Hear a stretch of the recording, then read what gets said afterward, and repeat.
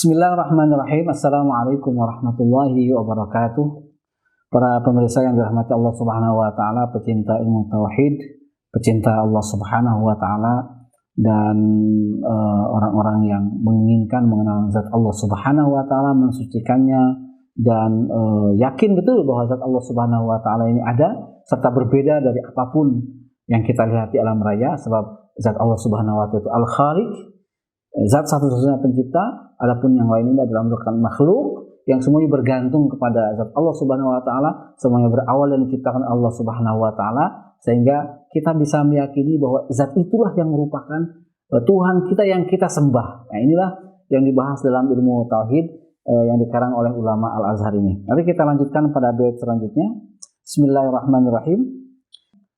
Fa'lam bi annal wasfa bil wujudi min wajibatil wahidil ma'budi. Idzahirun bi anna kulla atharin yahdi ila mu'athirin fa'tabiri.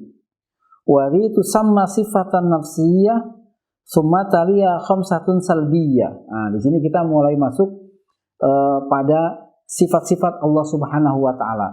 Tadi sudah ada pengantarnya bahwa salah satu sifat Allah Subhanahu wa taala itu adalah sifat qadim atau al-qidam yang akan dibahas nanti pada pembahasan rincian sifat Allah Subhanahu wa taala. Kita memasuki sifat pertama dari zat Allah Subhanahu wa taala. Apa sifat yang pertama? Itu adalah al-wujud. Fa'lam di sini.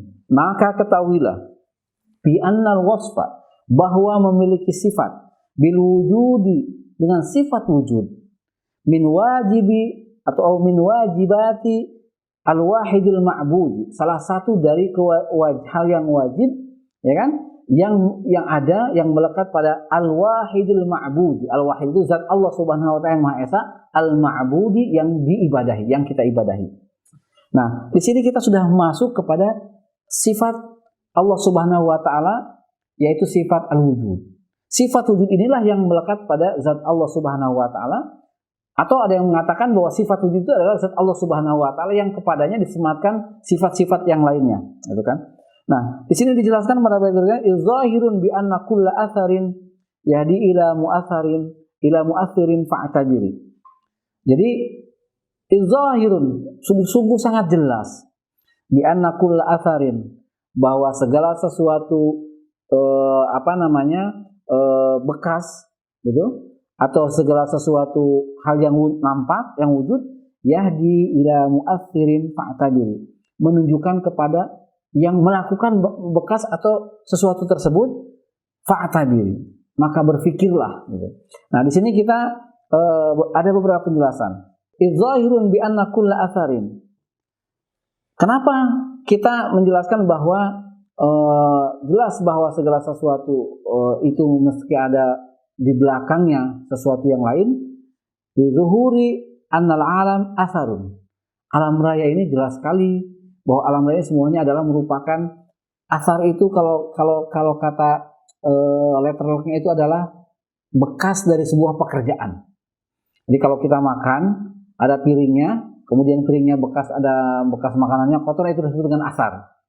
Berarti kalau ada piring kotor, itu menunjukkan bahwa di situ sudah ada orang yang menggunakan piring itu. Nah, alam ini disebut sebagai asar.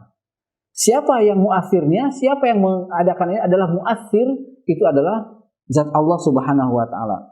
Jadi annal alama asarun ay sun'atun. Alam raya ini adalah merupakan sesuatu yang merupakan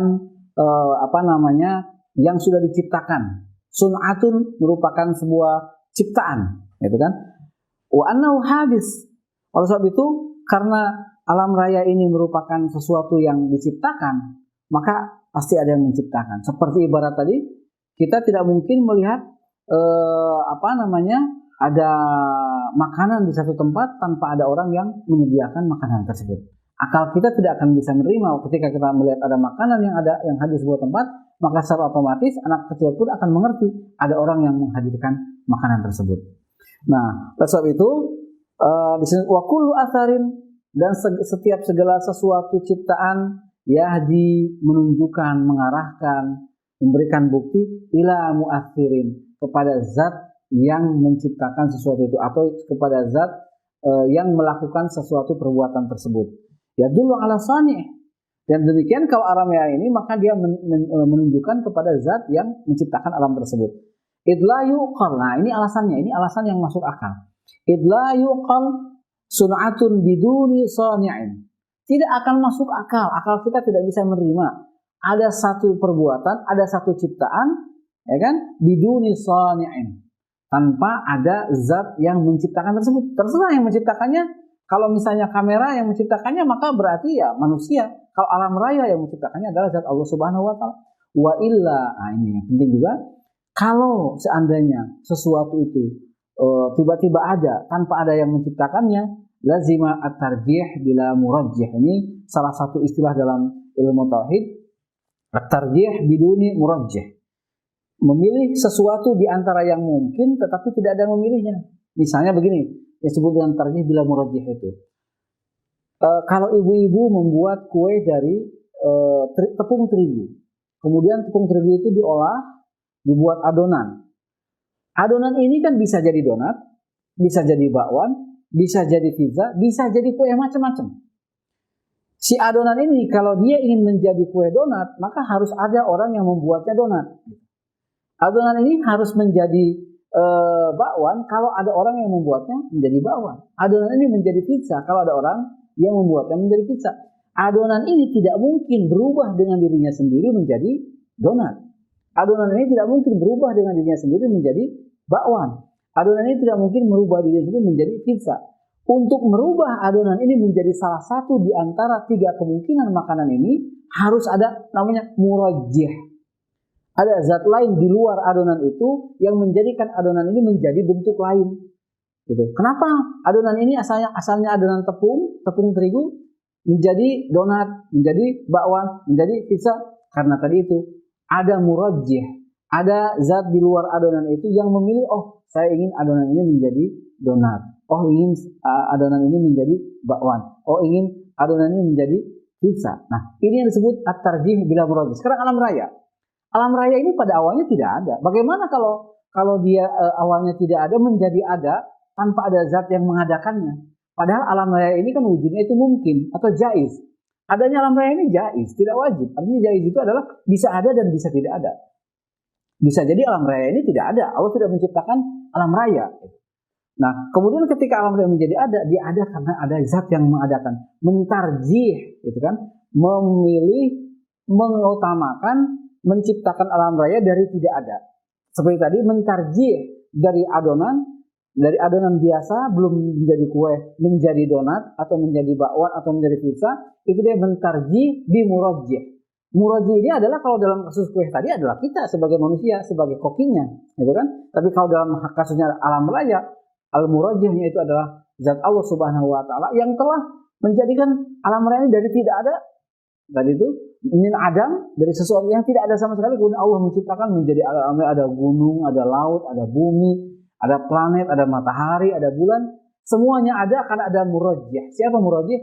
Murajjih itu adalah tadi itu yaitu zat Allah Subhanahu wa taala yang qadim, yang azali, yang tidak punya awal, tidak punya akhir, berbeda dengan seluruh makhluknya, dan salah satu sifatnya itu adalah sifat pertama adalah sifat al-wujud. Sifat wujud ini disebut oleh para ulama sebagai sifatun nafsiyah.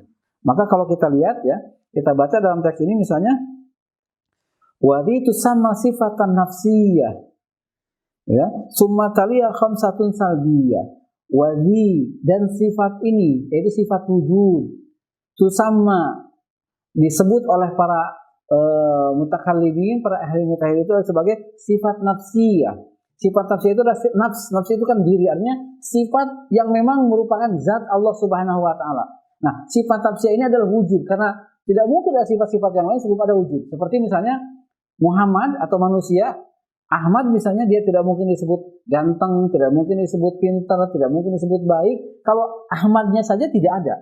Maka zat Allah Subhanahu wa taala sebelum ada sifat-sifat yang lain harus ada dulu zatnya. Zatnya ini adalah wujuduhu. Wujud zat Allah Subhanahu wa taala ini kemudian sebagai sifat pada zatnya Allah Subhanahu wa taala, dan kemudian nanti di sini ada disebut tsumma taliya khamsatun salbiyah. Ada beberapa sifat lain yang akan kita jelaskan untuk mengenal zat Allah Subhanahu wa taala, yaitu yang disebut dengan sifatun salbiyah. Apa sifat salbiyah? Nanti akan kita jelaskan pada episode berikutnya. Mudah-mudahan penjelasan ini bermanfaat. Wassalamualaikum warahmatullahi wabarakatuh.